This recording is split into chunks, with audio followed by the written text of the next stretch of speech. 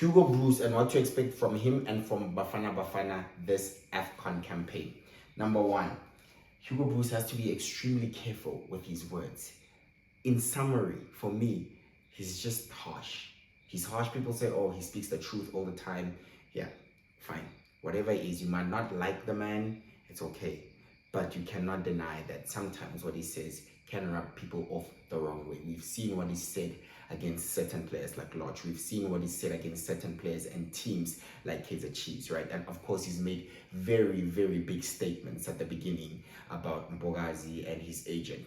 Number one, I do not believe he's racist. I think there's no way right now, after so many years with Hugo Bros, the longest serving member coach of Bafana Bafana, he, I think, has proven himself enough to show us that he's not racist. With the belief he's had of black people and South Africans in general, putting priority over Europeans or European mentality, I think he's shown us and he's proven to us that he is not racist. And obviously his history speaks for himself where he's worked in Africa. Number two, I don't believe he's a sexist as well. When he made those little remarks, I will not repeat them. The only reason I feel is because he was undermining the decision to allow Mbogazi to join a team that he joined, the Chicago team, right? So for me, he was going to say that regardless, whether the agent of Mbogazi is a woman or a man, he was going to belittle them and condescend them. Essentially, he was being condescending towards them, simply because that's what he believes. He's so big, and he had always been an advocate that Mbogazi is a talent that needs to go straight to Europe. And leaving in the middle of the season, he's absolutely right in saying that maybe that's not the best timing for Mbogazi to pick a team and make a move. There's AFCON now. He will be on people's eyes. There will be scouts, people watching, people will be interested, because already he was gathering interest, right? Already we've seen interest for some players like Mufugeng, interest from some players like Mufugeng. Sorry, I'll repeat the fact that Mufugeng had scouts from Barcelona looking at him, right? Emil Witboy having scouts from Chelsea looking at him. So we also had Nkota, who just moved to the Saudi league. So I don't know, maybe we're thinking MLS is not necessarily a good move, especially if he's going to play in the B team, then maybe, you know, he was destined for better. But he's right, Hugo Bros is right when it comes to that. I didn't want to add into a divide. We want positivity only in this tournament. So let's all get behind the team, behind the coach. Whether or not you like him, he's proven himself and his success for Bafana Bafana. He's qualified for AFCON in 2024 when Bafana Bafana hadn't qualified in the previous editions. He finished third in his first major international tournament with Bafana Bafana, bronze medal out of nowhere. And the last time Bafana did that was years ago, decades ago.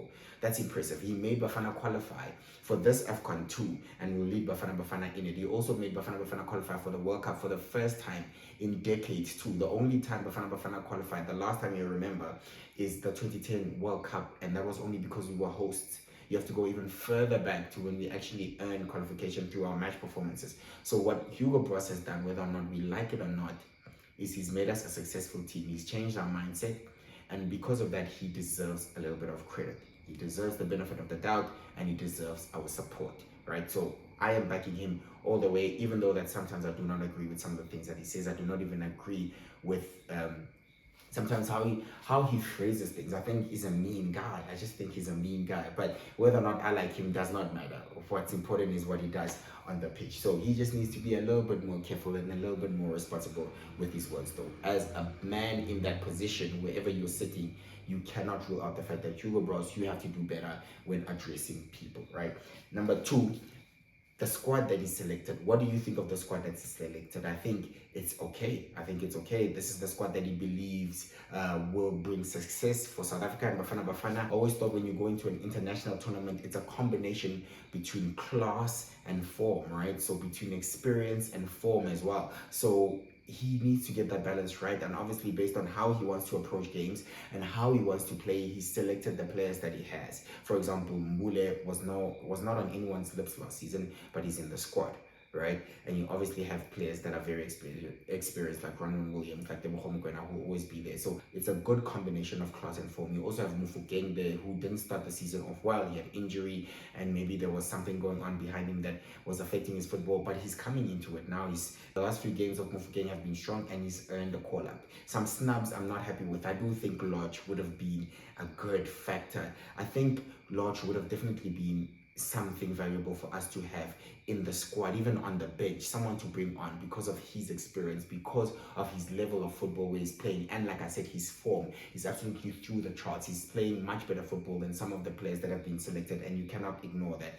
Players like Ikram Reynolds, I know he struggled with injury, but for me, he's the best striker in South Africa. He's definitely the best striker in South Africa for me, Ikram Reynolds, and he's shown us what he can do for Mamelodi Sundowns, not only in the PSL, not only in the CAF Champions League, but also in the Club World Cup on the world stage. So for me, that's a huge snub.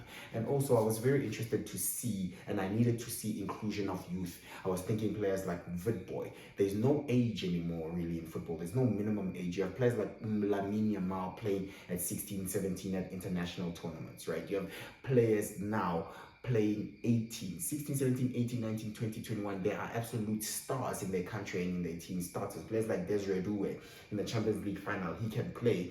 Teenagers can show up. So I was very interested to see how he'll include some of those. I was thinking maybe grab someone from the under-17 team, grab someone from the under-20 team, and he's done that, right? He's brought in Chandre Campbell. I think he's compensated for that. That's my ask. He's brought in Campbell, and he's also brought in Tyron Smith as well, who recently signed from QPR.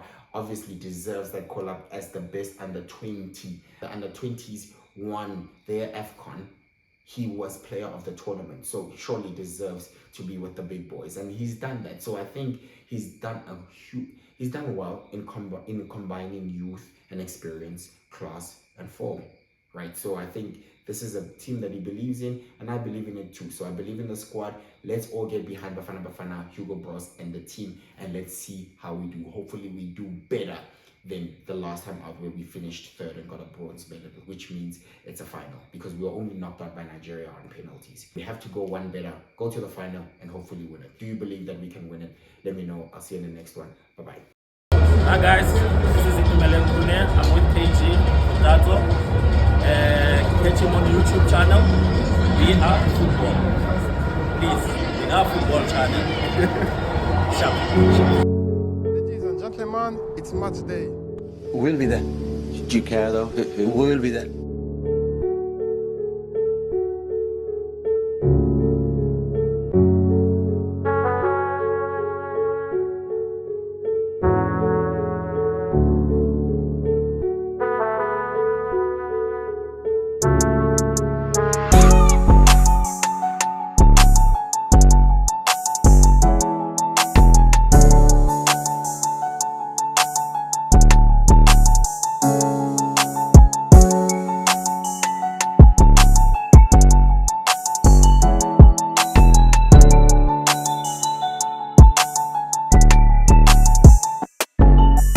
you